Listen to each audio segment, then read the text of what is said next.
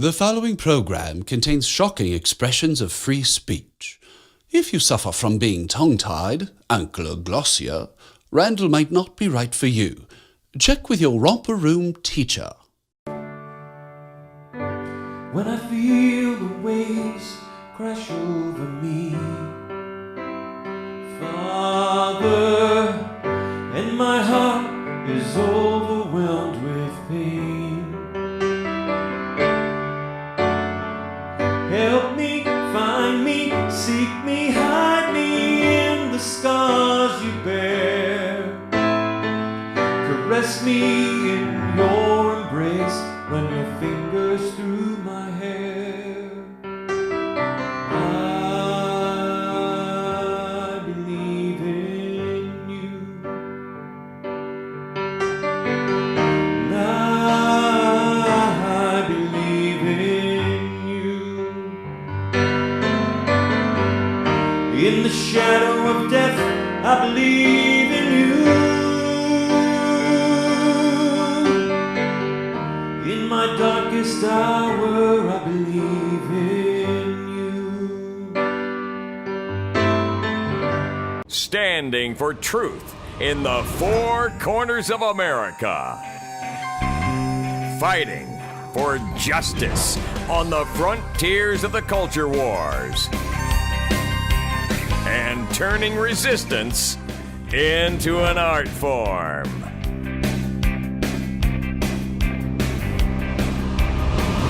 Randall Terry.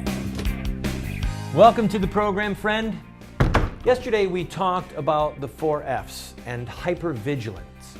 Today we're going to continue that discussion and look at some of the positive ways that we can have food and fun and fellowship and avoid folly and ruin and really and truly have fun doing it. You're going to enjoy this.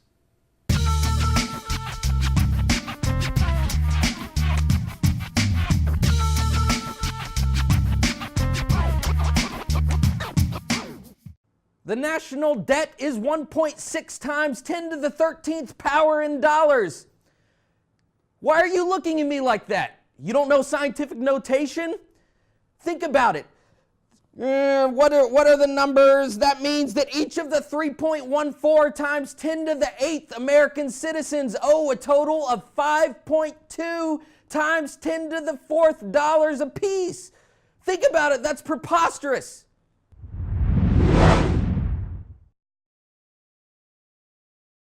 Welcome to today's program, friend. Some of you know that our son, Michael Winston Theodore Terry, has been diagnosed with cancer. He is in the beginning stages of his chemotherapy treatment.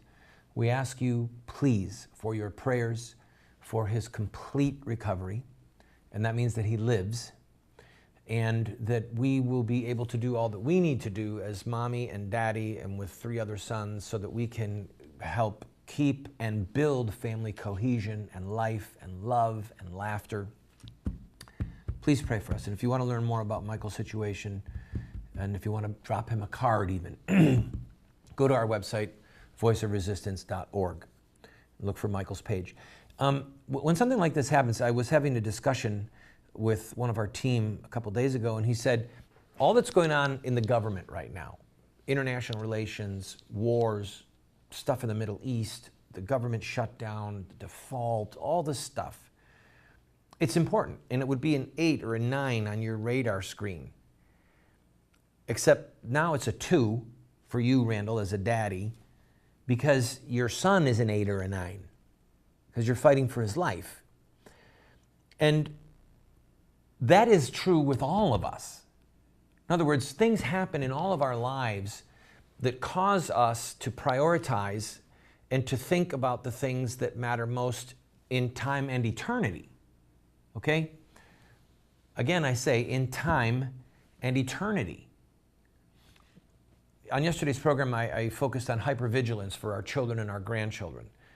And I'm going to follow up on that theme today, thinking of time and eternity, and wanting to do it in a positive way. Yesterday we focused on 4 F's: food, friendship, fun, and folly. Okay, and I when the show was done, we talked about here and thought, well, let's focus on some positive things, give people alternatives, all right? And so that's what I'm going to do.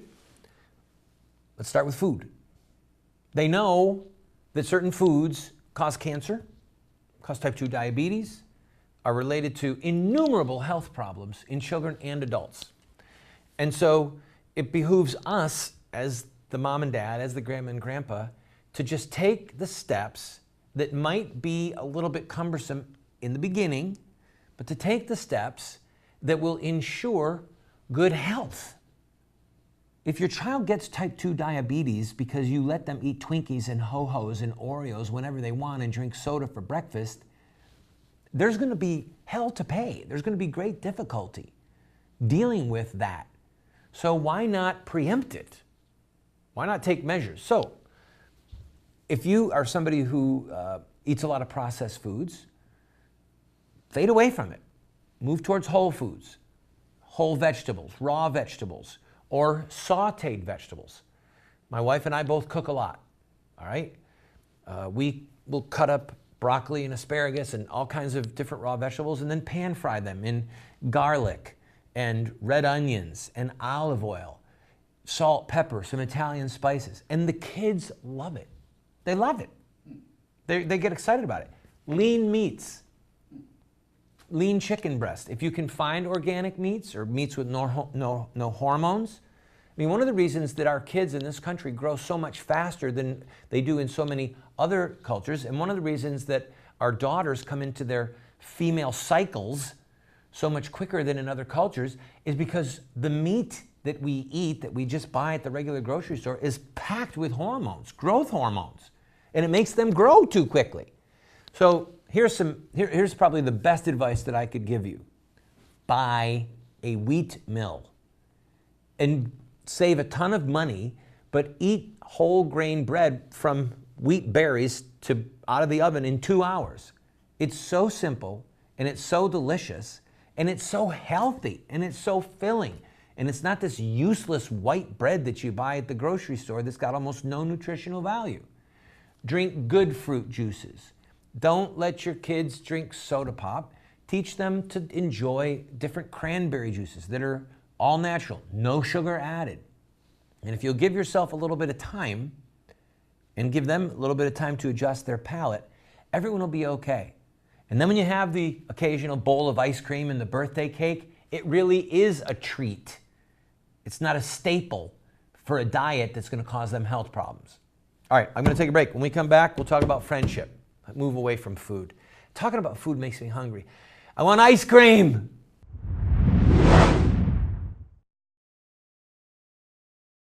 Every day in America, over 3,500 babies are torn apart by abortion. Shouldn't all babies, like this living, unborn child, have the right to life? Baby killing will only end when Americans see the truth of what abortion does to innocent children. You can help end this Holocaust by showing the truth of abortion in your area with a Face the Truth tour. Go to facethetruthamerica.com to set up a Face the Truth tour in your area. The babies and their mothers will be eternally grateful.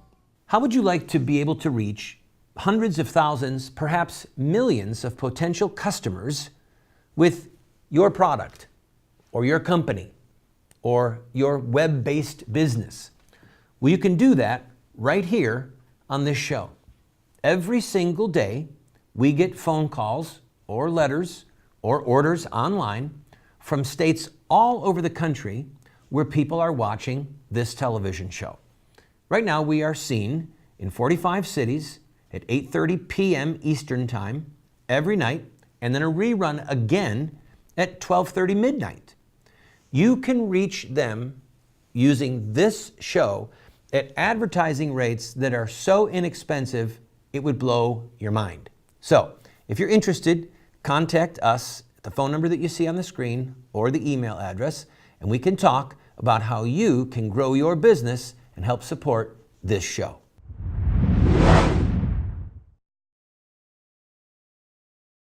Welcome back to the program, friend.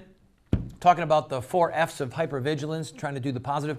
If you ever read some of early American history, revolving particularly around the Puritans, you can see some pretty dark and stark people, all right? Just not a lot of laughter and fellowship and friendship and fun going on there.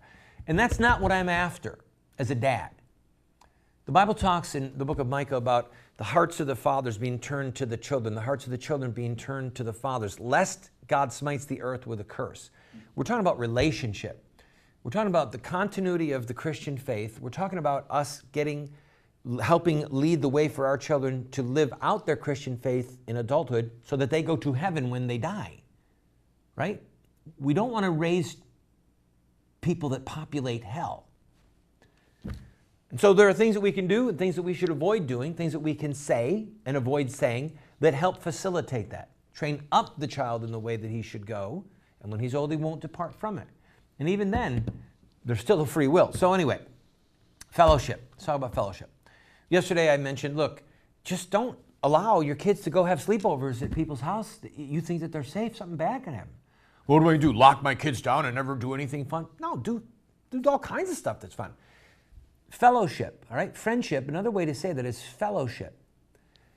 Figure things out that do not segregate ages and genders. All right?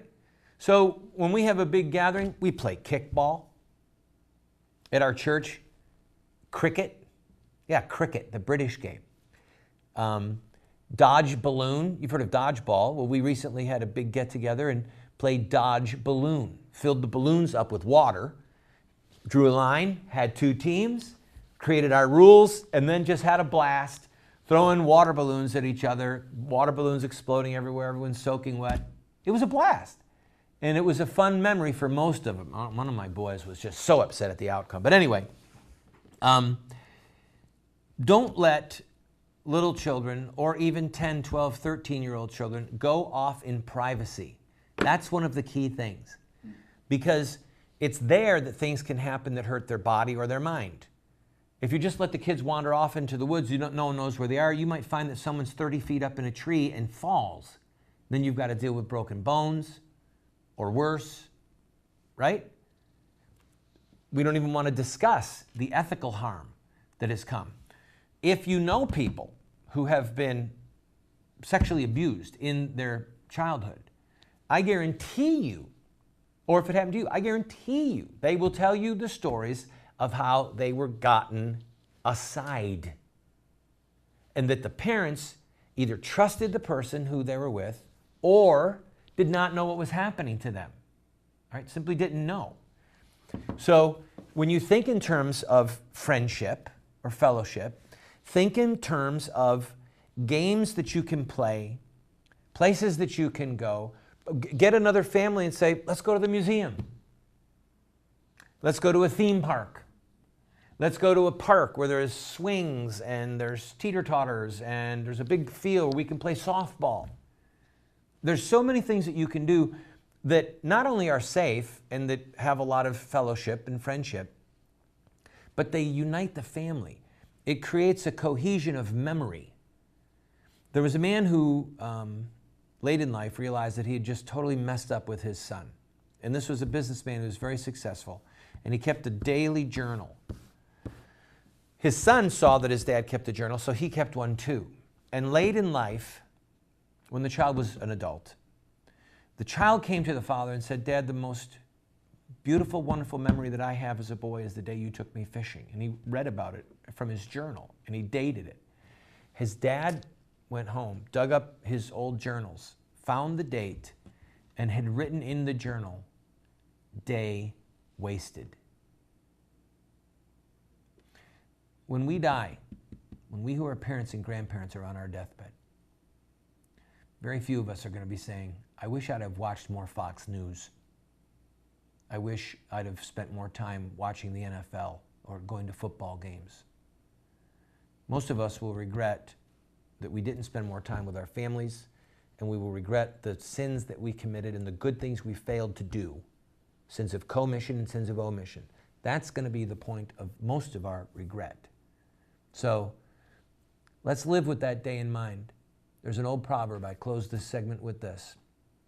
Happy is the man who always has the day of his death before him.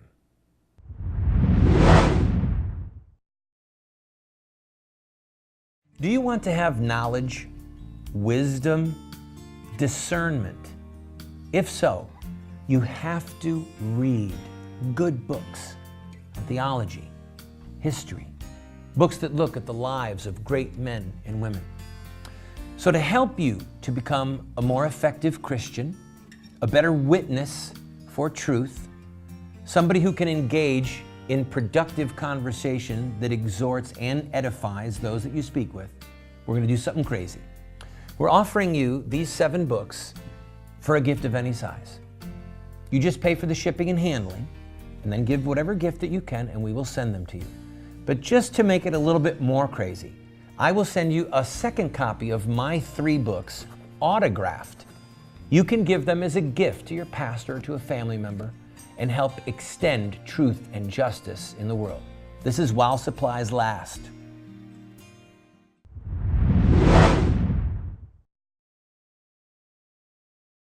Welcome back to the program, friend. Talking about the 4 F's, ways to be vigilant for our children, for our grandchildren, so that they're safe, so that they grow happy and healthy and holy, to help them to reach adulthood so that they can continue on with their Christian faith, not being marred by neglect or sins committed against them in their youth. Fun. The Bible says that a merry heart doeth good like a medicine. So we want to have fun. We want to laugh. We want to do things with our children to give them bright spots. And I'm going to use our family as an example, not because we've got it all figured out, we don't, but we've been discipled by other people. We've sought advice. We've asked for godly counsel. We've watched families that seem to be healthy and holy, and the kids are making it as young adults, and then asked them, what did you do? So while I'm using our own family as an illustration, look around you. Look at people whose kids are okay. I'm going to give you one negative illustration, then give you positive ones. If you had fun doing sins in your youth and you still think they're fun, don't talk about it in front of your kids. Don't do it. Because if you do, you will tell your children that this is what's really fun. I have a friend who, a few years back, was talking about stealing his own mom and dad's car and going off joyriding. We were all there, including his boys, who were 8, 10, 11 years old. And I got him aside afterwards and I said, Rich, are you crazy? Don't talk about that stuff in front of your boys. You're telling them that this is really cool, that they want to do that. About 2, 3 years later, his boy that was about 12 at that time stole their minivan, took it on a joyride, and rolled it, totaled it. Thank God the kid wasn't killed, all right? But it came to pass. So when you talk about fun, when you do things that are fun, do it in a way that focuses and glorifies that which is beautiful and good and just and holy. Okay? So, as I mentioned in the last segment, we try to do things that do not segregate by age or by gender. One of the things that we do with our kids is we have them on the swim team. All right? And that means that they compete. They're actually on a team where they have to go for training. They go night after night after night to the swim team. And then there's meets at the Y, and all of us are there together, and everyone's cheering for the 6-year-old, and everyone's cheering for the 8-year-old, and everyone's cheering for the 10-year-old, and everyone's cheering for the 11-year-old. It keeps us all together. It keeps everyone cheering with each other. No one is mocking or being unkind because of a slight age difference. Do you see what I'm talking about? We play card games. Fun card games. There's a game called Golf. You can look it up online. We play Parcheesi. We play Monopoly, Sorry, Trouble, and all these games are just designed to have fun. We read to them. Robinson Crusoe, Swiss Family Robinson, The Chronicles of Narnia. I mean, if you read them with a little bit of enthusiasm, your kids are gathered around you, your grandchildren are gathered around you, that's high drama, people. It's high drama. And then, of course, we'll preview movies and we'll watch the movies, The Chronicles of Narnia. Or we'll watch some of the superhero movies that are age appropriate. Or if there's one scene that we know where it is, we'll fast forward it and let them still get the moral of the story. There's a ton of things that we can do as parents and as grandparents where we're not just giving the kids the remote, giving them access to all the DVDs or to Hulu or the computer and saying, well, go do what you want, get out of my hair. That's a recipe for disaster. Be hypervigilant, be engaged, do things that are age appropriate, that are fun, and it will pay long-term benefits. At least that's what I've observed. I'll be right back where we talk about folly. That's education.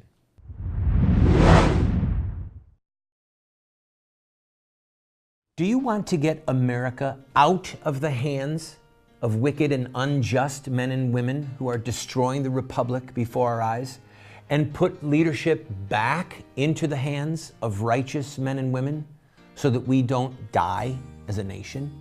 Well, you're talking about social revolution, and there are rules in social revolution. We can look at the victorious social revolutions of the past, such as the end of slavery, the end of child labor, women's voting rights, the end of segregation, and so much more, and learn from their victories. Look at their actions, their images, their rhetoric, their sacrifices, and their final fruit.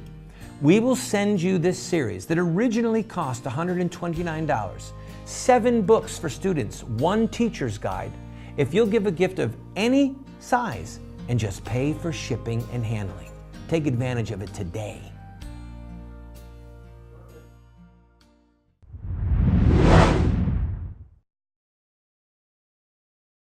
Welcome back to the show. Let's use these last couple minutes to talk about education.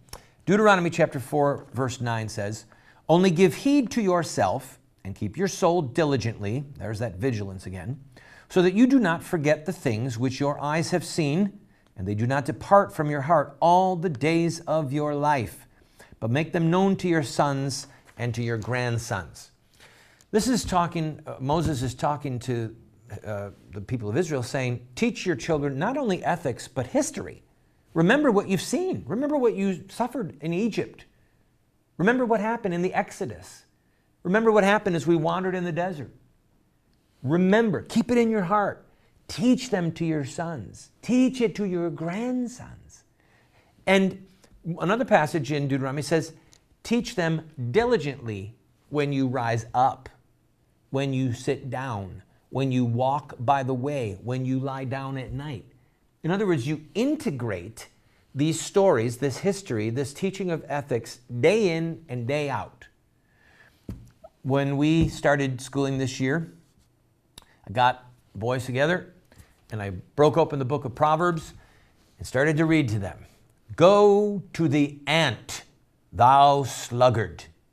Watch the ant." You know the little ant? He doesn't have anyone bossing him around, but he keeps on working. So I discussed with them the need to have a self-starter. Some people always have to be told what to do, and it talks about the lazy person. It says the lazy person comes to want, comes to need, gets hungry, okay? And just teaching them these things over and over. We have a big map in our house of the whole world, and we will talk to our children about, well, here's India, and this is what's going on in Russia. This is where Edward Snowden is right now, and this is where they're talking about sending troops in Syria. And we talk about socialism, and we talk about the way our government spends money, and why is the government shut down. And I'm telling you this because there's 2 reasons that this is effective. One is we can talk to our children about things that we would think are above their education, but it draws them in, okay? And they begin to ask questions, and they will process it in the way that their little minds can handle it. And the second reason is it teaches them what's important by example. So if we sat around the dinner table every night and just talked about professional football or just talked about college football, that's all we talked about. Well, then our sons would learn by repetition that what matters in life is sports. Well, I mean, sports can be fun and there's a place for it, but is that really what matters in life? What matters in life is to love God, to love our neighbor as ourselves, to do justly, to love mercy, to walk humbly with thy God. That's what we're all about. And so for them to grasp that, we have to do that in repetition. Like Moses said, when you get up, when you walk around, when you go to bed, and that will help inoculate them and form them into the men and the women that we want them to be, that God wants them to be.